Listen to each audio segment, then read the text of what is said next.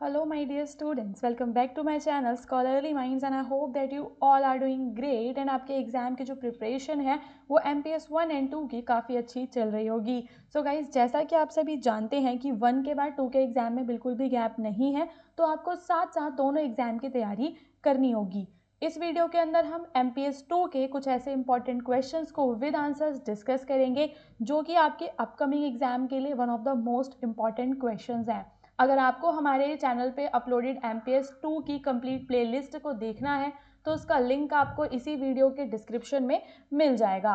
And guys, one more important thing, अगर आप MPS 002 के नोट्स को या फिर उसके गेस्ट पेपर को परचेज करना चाहते हैं तो आप डिस्क्रिप्शन में दिए हुए इस वाले नंबर पे मेरी टीम को व्हाट्सएप कर सकते हैं और अपने नोट्स को परचेज कर सकते हैं। ओके, और चैनल को भी साथ साथ सब्सक्राइब कर लिया करो। नाउ गाइस, क्वेश्चन नंबर 1 है, describe the current status of the US in the world hierarchy of power.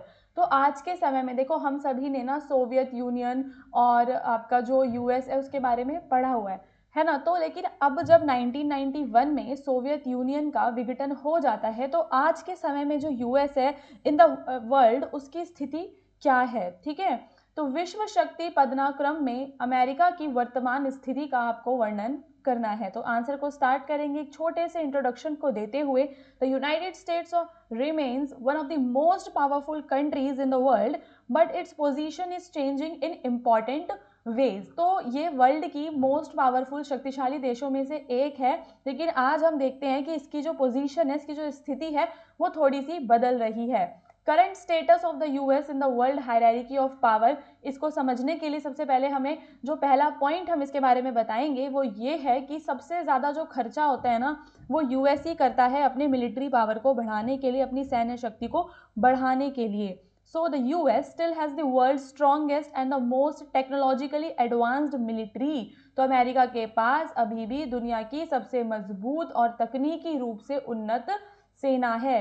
No other country can matches its global military reach, और कोई भी कंट्री उसके जितना नहीं मतलब पहुंच सकती है।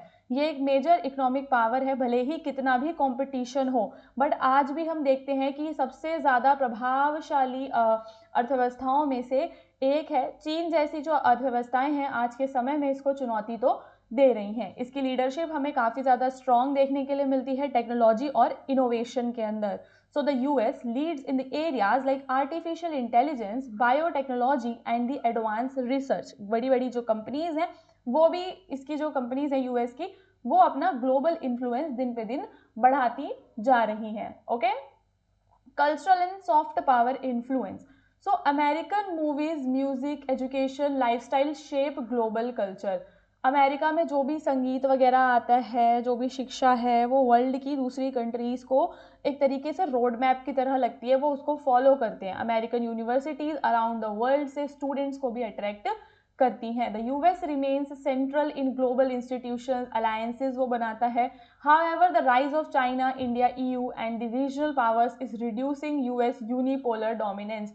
तो आज के समय में हम देखें तो यूएस का यूनिपोलर जो डोमिनेंस था वो कम हो गया है, मतलब एक ध्रुवीय प्रभुत्व तो उसका खत्म हो गया है एक तरीके से, बिकॉज दूसरी जो आपके इंडिया चाइना जैसी जो कंट्रीज है वो भी राइज कर रही हैं। ठीक है, चाइना हो गया, यूरोपियन यूनियन हो गया, ये सब राइज कर रहे हैं। Thus, the US is still a superpower, but the world is moving towards a more multipolar structure। तो US हाँ एक सुपर पावर है, लेकिन दुनिया अब क्या हो गई है, बहुध्रुवीय यानी कि मल्टीपोलर हो चुकी है। नेक्स्ट क्वेश्चन में आपको मेजर चैलेंजेस को बताना है जो न्यू ग्लोबल ऑर्डर में इंडिया फेस करता है।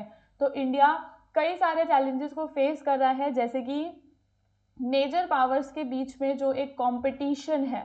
India must balance it's relation with the US, Russia and China without taking sides. तो यहाँ पे इंपॉर्टेंट है कि इंडिया क्या करे, अपने रिलेशंस को बैलेंस करे, ठीक है, संतुलित रखे। The rivalry between these powers create diplomatic pressure. अगर ये बड़ी बड़ी पावर्स के साथ किसी भी तरीके का कोई भी राइवलरी चलाएगा इंडिया तो उसको डिप्लोमेटिक प्रेशर यानी कि कूटनीतिक दबाव का सामना करना पड़ेगा। चाइना का इन्फ्लुएंस दिन पर दिन बढ़ता जा रहा है और हमारी बॉर्डर की टेंशन भी। तो China's rise challenging India's, China जो है उसका राइज हो रहा है और वो इंडिया को क्या कर रहा है, चैलेंज कर रहा है, इकोनॉमिकली, पॉलिटिकली और मिलिटरली। ठीक है, आर्थिक, राजनीतिक और सैन्य रूप से वो हमें चुनौती दे रहा है। अनसुलझे हमारे सीमा विवाद हैं जो कि हमारी सुरक्षा चिंताओं को भी बढ़ा रहे हैं। इंडिया को अपना इकोनॉमिक कंपटीशन भी बूस्ट करना चाहिए और जो भी तकनीकी, जो भी टेक्नोलॉजिकल गैप्स हैं उन्हें हमें क्या करना है, पूरा करना है। तो India must boost manufacturing, innovation and infrastructure to stay competitive. अगर आपको मार्केट के अंदर कॉम्पिटिटिव बने रहना है, आपको मार्केट के अंदर रेलेवेंट बने रहना है, तो आपको भी कुछ ना कुछ नई चीज़ें मतलब इनोवेट करना पड़ेगा, आपको बुनियादी ढांचे को आपको मजबूत करना पड़ेगा। विदेशी तकनीक पर हम कब तक डिपेंड रहेंगे, हम कब तक निर्भर रहेंगे? तो हमें अपने देश का खुद का जो ढांचा है उसे मजबूत करना होगा। और हम तो सारी चीज़ें मोस्टली हम इंपोर्ट कर रहे हैं, क्रिटिकल चीज़ों पे हम निर्भर हैं, क्रिटिकल जो भी मिनरल्स हैं हम उस पर बाहरी देशों पर निर्भर हैं। तो global conflict and unstable prices create uncertainty. तो वैश्विक संघर्ष और अस्थिर कीमतें अनिश्चितता को पैदा करती हैं। India faces rising temperatures. India कैसा टेम्परेचर फेस कर रहा है? बढ़ता हुआ। Extreme weather and pollution. It must balance development with environmental protection. तो उसे विकास और पर्यावरण संरक्षण के बीच क्या करना होगा दोस्तों? संतुलन को बनाना होगा। तो क्लाइमेट इज ऑल्सो इम्पॉर्टेंट। तो these are some of the challenges जो हमारा देश फेस कर रहा है। उसके बाद जो नेबरिंग कंट्रीज हैं, तो यहाँ पे हम क्या देखते हैं कि रीजनल लीडरशिप में इंडिया से एक्सपेक्टेशंस बहुत बढ़ गई हैं। पड़ोसी देश भारत से दक्षिण एशिया में स्थिरता लाने की उम्मीद कर रहे हैं। क्षेत्र में चीन की बढ़ती उपस्थिति भारत की नेतृत्व भूमिका को भी जटिल बनाती है। मतलब कि इंडिया अपने आप को अगर साउथ ईस्ट एशिया का लीडर माने तो वहाँ पे चाइना उसको चुनौती भी देता है। डोमेस्टिक चैलेंजेस हैं हमारे यहाँ पे, हमारे देश में अनएम्प्लॉयमेंट है, पॉवर्टी है, जिसकी वजह से भी हमें कुछ इश्यूज का सामना करना पड़ता है। तो क्या? बेरोजगारी, गरीबी और सामाजिक विभाजन जैसी समस्याएं भारत की वैश्विक भूमिका को सीमित करती है। वैश्विक प्रभाव बढ़ाने के लिए आंतरिक स्थिरता बहुत ही ज़्यादा ज़रूरी है। अब दुनिया में जाके तो आप कितना भी प्रभाव बढ़ा लो, उससे तो कुछ नहीं होने वाला अगर आपके देश में आंतरिक स्थिरता ही नहीं है। तो दीज आर द 5-6 चैलेंजेस जो कि आप लिख के आ सकते हैं अपने एग्जाम के आंसर में।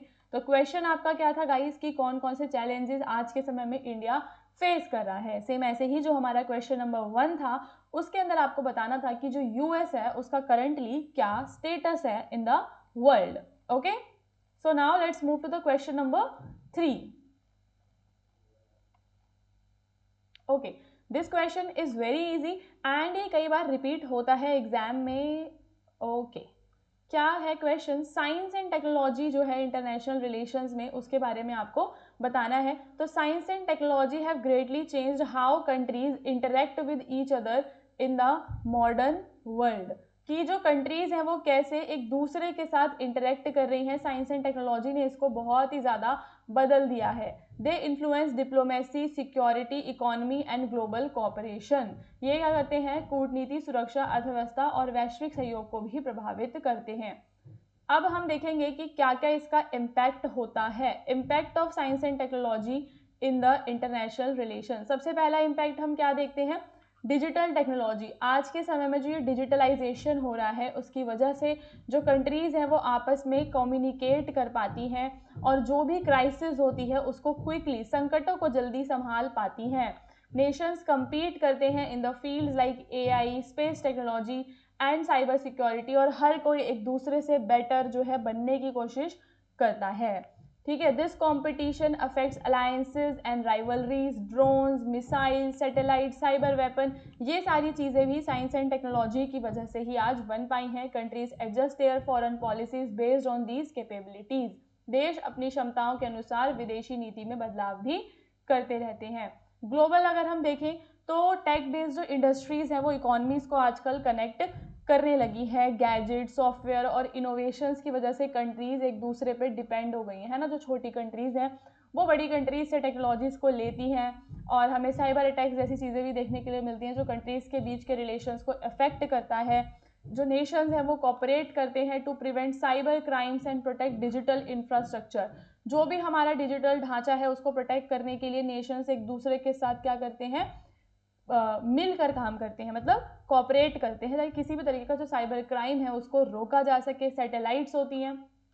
सैटेलाइट्स की बात करें तो सैटेलाइट्स वेदर फोरकास्टिंग में, नेविगेशन में हमारी हेल्प करती हैं। ये सब क्यों पॉसिबल हो पाया है? बिकॉज साइंस एंड टेक्नोलॉजी में नया नया इनोवेशन हुआ। जो कंट्रीज़ हैं वो बड़े बड़े मिशंस पे एक साथ कोलैबोरेट कर रही हैं, जैसे कि स्पेस मिशंस जैसे हम देखते हैं। साइंटिफिक रिसर्च पे कंट्रीज़ एक दूसरे के साथ कोलैबोरेट करती हैं। तकनीकी, जलवायु कार्यवाही, स्वास्थ्य अनुसंधान और आपदा प्रबंधन में एक दूसरे की मदद करती हैं।